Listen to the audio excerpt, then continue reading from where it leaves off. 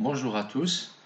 Dans cette vidéo, on va faire la discrétisation d'un système dynamique du deuxième ordre.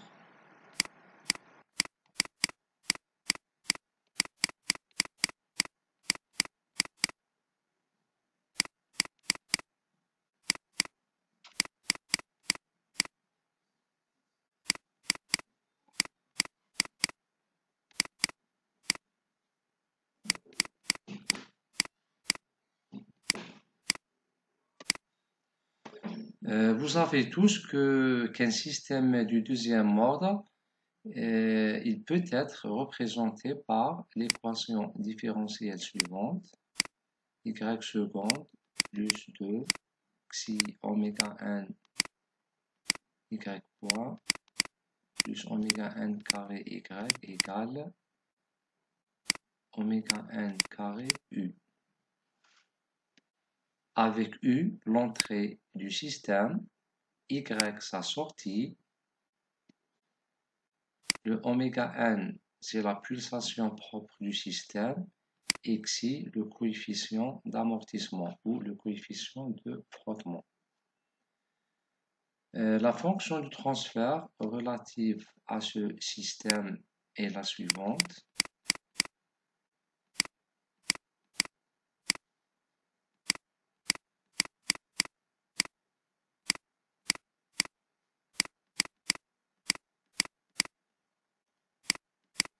Donc c'est oméga n au carré sur s carré plus du xi oméga ns plus oméga n au carré.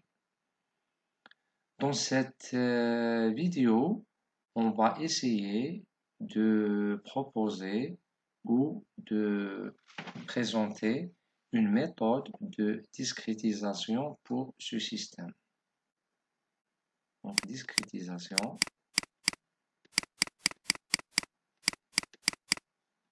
Nous avons vu que la discrétisation se base sur le choix d'une période d'échantillonnage T.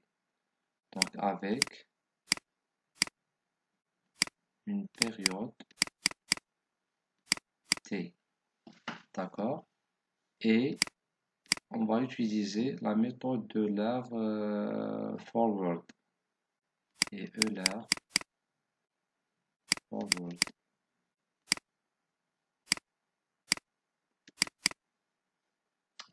Alors, on va commencer. Donc le Y de point. Bon, comme nous l'avons vu, avec le forward, je pense c'est YK ou YN.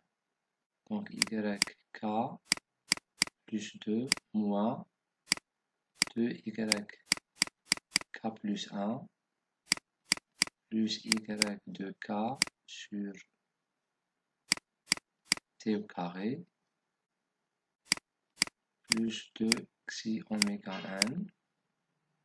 Le Y point c'est YK plus 1 moins Y de K sur T plus oméga n au carré YK égale à oméga n carré U de K. Et nous avons vu ces calculs auparavant. Je vais vous donner directement le résultat après simplification de cette équation qui est le suivant. YK plus 2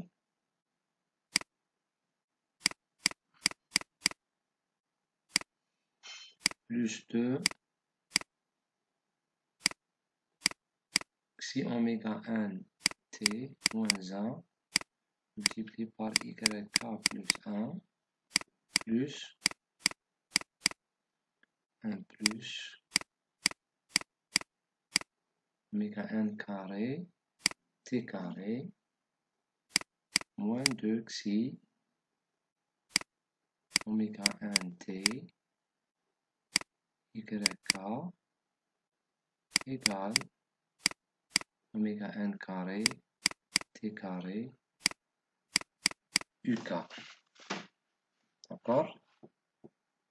c'est l'équation aux différences d'un système dynamique du deuxième ordre.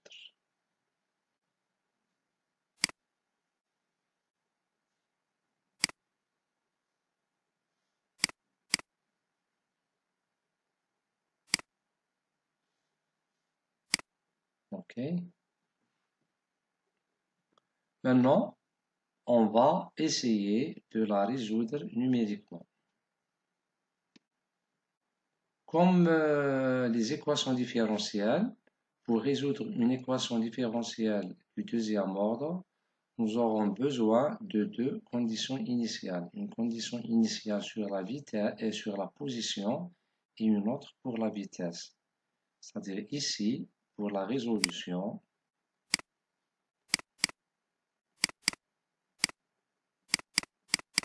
nous aurons besoin de y0 et y.0, d'accord, pour qu'on puisse résoudre cette équation. C'est les conditions initiales. Conditions initiales. La même chose pour une équation aux différences. Puisque nous avons ici une équation aux différences du deuxième ordre, donc nous aurons besoin de deux conditions initiales.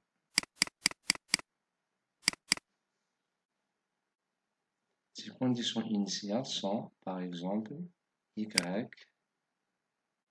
au moment 0 et y au moment 1. D'accord? Ici, nous n'avons pas de dérivée, mais seulement des décalages, c'est-à-dire yk plus 1, yk plus 2. Donc, nous aurons besoin de deux valeurs pour y, à k égale à 0 et à k égale à 1. Donc, une fois nous avons ces deux conditions initiales, alors on peut résoudre facilement cette équation.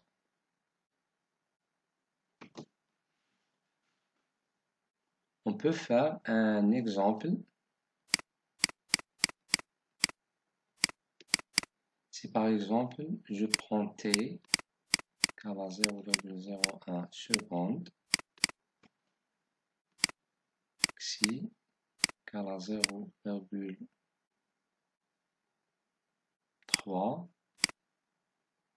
et oméga n, une pulsation naturelle 10 radians par seconde. Donc, l'équation devient... Bon, je vais essayer de calculer ce terme-là.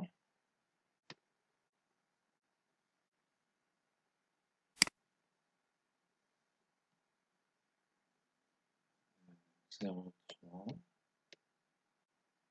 fois oméga n 10 fois 0,01 égale moins 1 fois 2. Donc, c'est moins 1,94.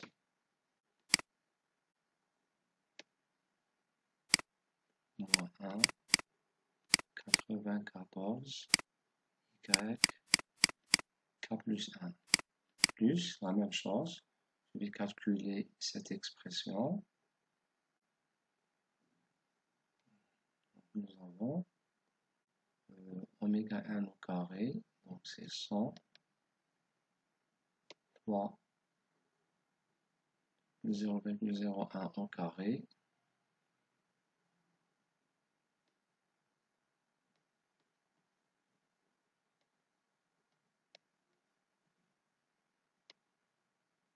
Donc c'est 0,01.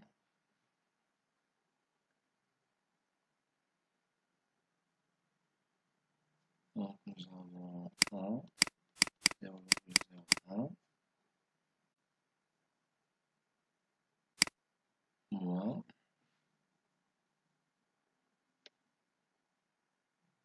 2 fois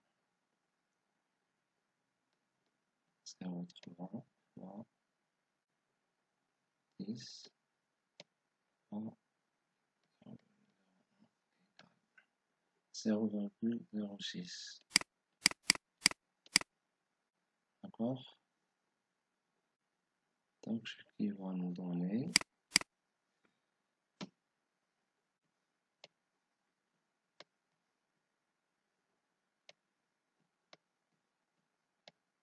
0,95.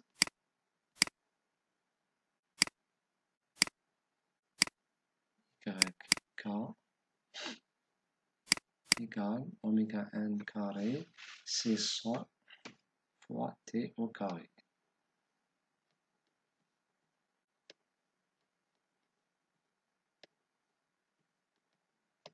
Donc 0,01 U de K. D'accord? Espérons bien que je n'ai pas fait d'erreur. Je vais considérer les conditions initiales y0 égale 0 et y1 égale à 0. Et je commence la résolution numérique. On va utiliser la même technique. On va considérer du côté gauche le y avec le plus haut décalage qui est k plus 2. Donc y k plus 2 égale, d'accord, 1,94 YK plus 1 moins 0,95 YK plus 0,01 U de K. Et je vais considérer la réponse de ce système à l'échelon unitaire, c'est-à-dire UK égale à 1, quel que soit K, positif ou égal à 0. Donc cette équation va devenir comme ça. 0,01 fois 1. Alors, on va commencer puisque nous avons le y0 et le y1, d'accord? Donc, on va les remplacer ici, d'accord? On va dire que pour k égale à 0, et on remplace k dans cette équation. Donc, on aura y 0 plus 2, 2. Y2 égale à 1, 94. Y1 plus moins 0,95 Y0 plus 0,01. Donc le Y1 et le Y0 sont donnés par des conditions initiales parce que c'est une question de notation. Cette notation, elle est la même que Y0 égale 0 ou Y1 égale 0. C'est la même chose, d'accord? Donc ces deux termes, c'est les conditions initiales. Donc Y2 va être 1, 94.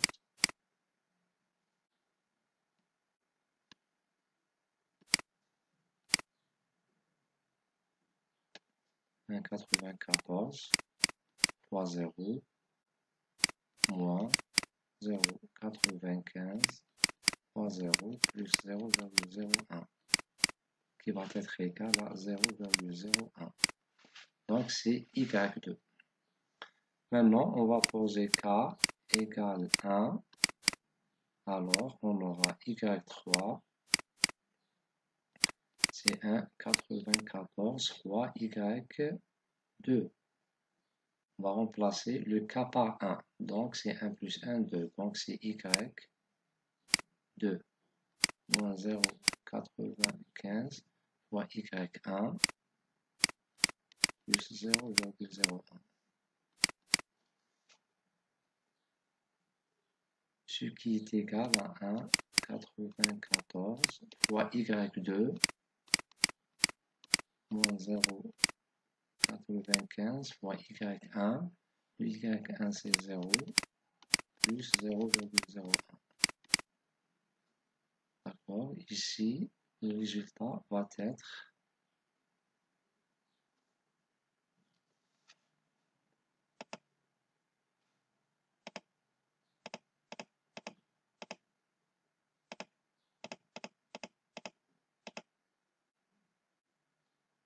plus 0,01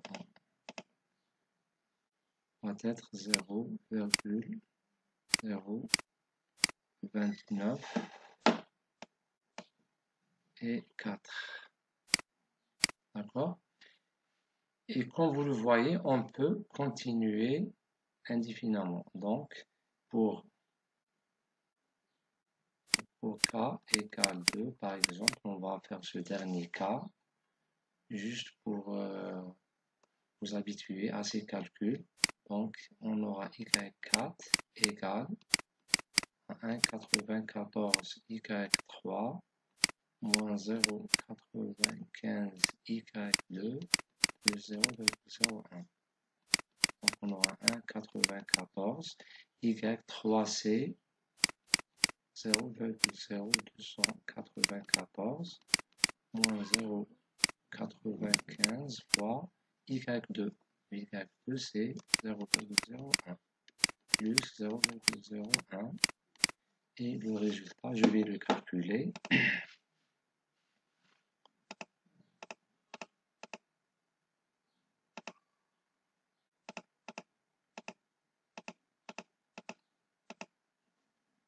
Donc c'est 0,057.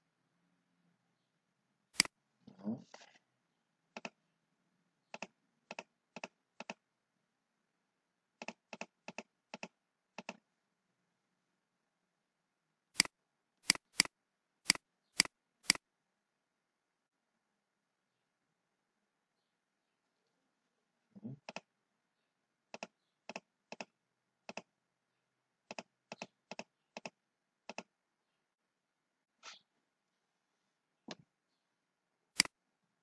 Il faut faire attention avec le nombre de zéros.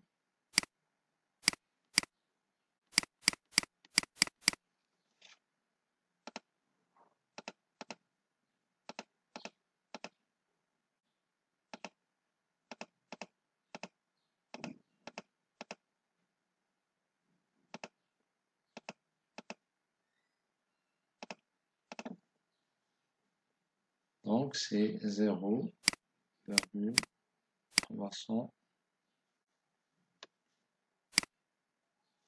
et 0,0376.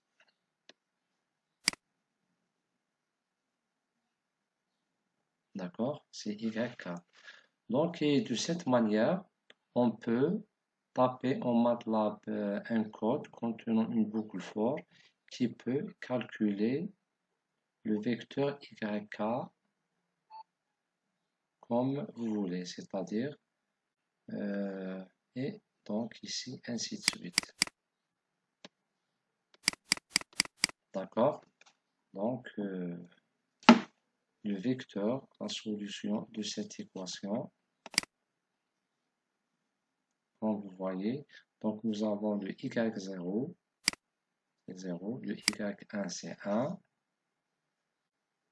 ensuite le y2 c'est 0,01, y3 c'est 0,0294, y4 0,0376, etc. D'accord? On va passer à MATLAB pour programmer cette petite résolution. Donc, voilà notre script de base que nous avons déjà utilisé pour un système du premier ordre.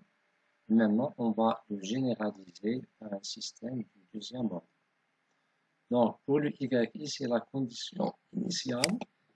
Maintenant, nous avons deux conditions initiales. Le y0 qui est égal à 0 et y1.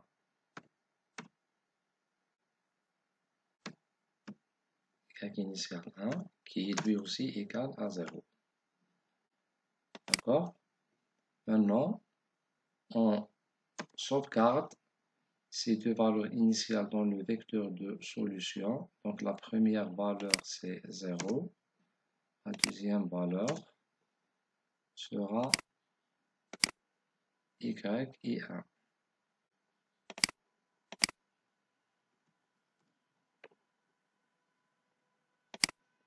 donc c'est la deuxième valeur.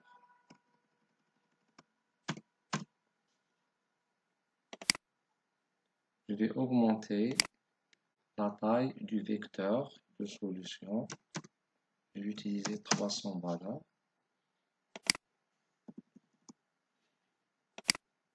Notre système est défini par 1,94 y k plus 1. Donc c'est 1,94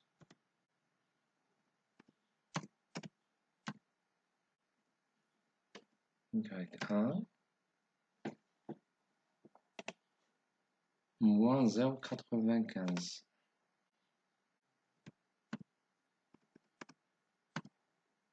Fois y initial 0 moins plus 0,01. C'est notre équation en différence. Maintenant, on garde la valeur calculée dans le vecteur de solution.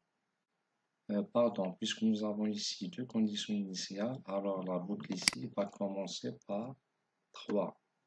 Donc K va varier à partir de 3. Et bien sûr ici, cette valeur y va être sauvegardée à la position 3 du vecteur quand y, comme l'indique cette instruction.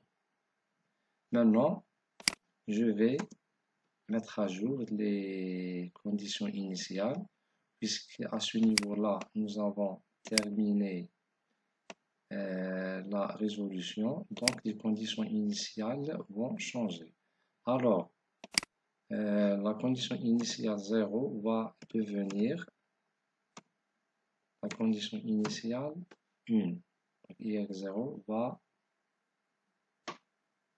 être changé à y1 et bien sûr la condition initiale y1 va être égale à la nouvelle valeur calculée qui est y.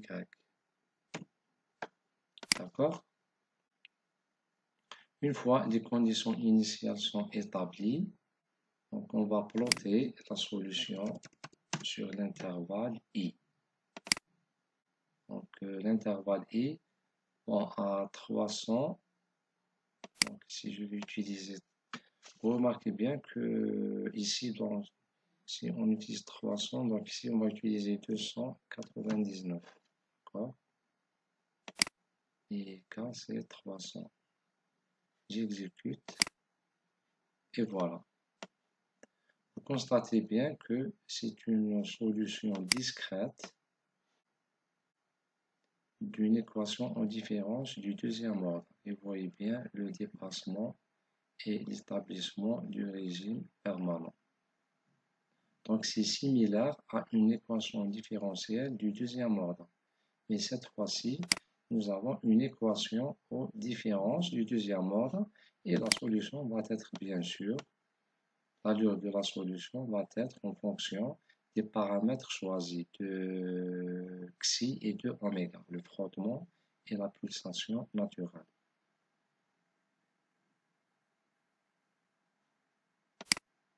Cette solution est plotée en fonction des échantillons de 1, 2, 3 jusqu'à 300.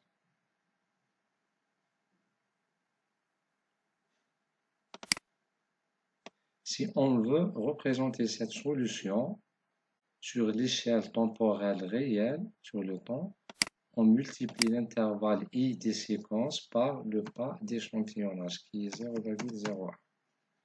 Donc le signal y va être représenté sur une échelle temporelle réelle. Et voilà le résultat, donc de 0 à 3 secondes. Et voilà l'allure de la solution. D'accord? Maintenant, je vais revenir à notre équation en différence.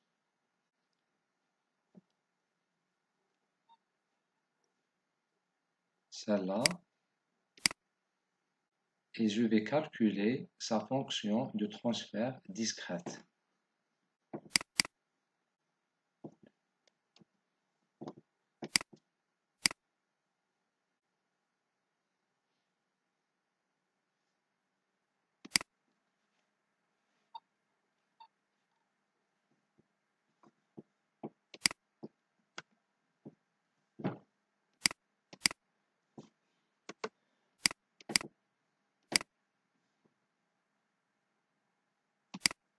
l'équation en différence discrète.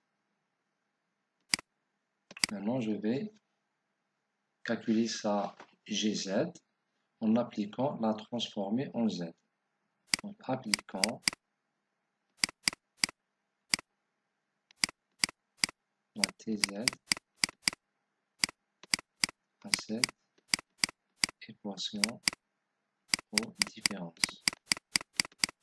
On va avoir le YK plus 2C va nous donner Z carré Y de Z moins 1, 94 Z Y de Z plus 0, 95 Y Z qui va être égal à 0,01. La TZ de UK c'est U de Z. Je prends le Y en facteur commun. Donc Z carré moins 1, 94 Z plus 0,95 égale à 0,01 U de Z. Je forme le rapport YZ sur U de Z qui est la fonction de transfert discrète Z de Z.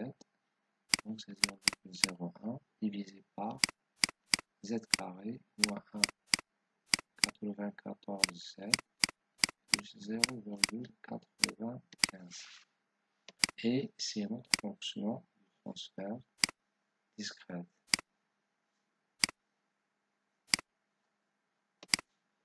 C'est la fonction de transfert discrète. Et nous aurons toujours la même constatation, une fonction de transfert discrète. Pour son dénominateur, il va être un polynôme du deuxième ordre. D'accord? Remarque. Le dénominateur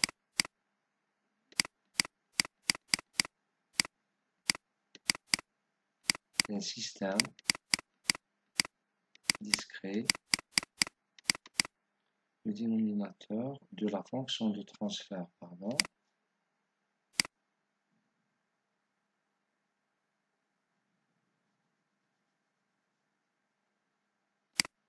le dénominateur de la fonction transfert d'un système discret est un polynôme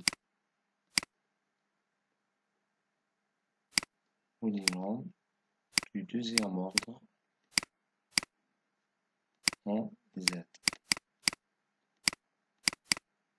C'est similaire à la fonction de transfert continu.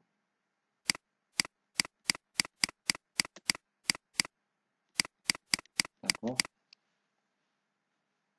C'est-à-dire un récap pour les systèmes continus, systèmes discrets,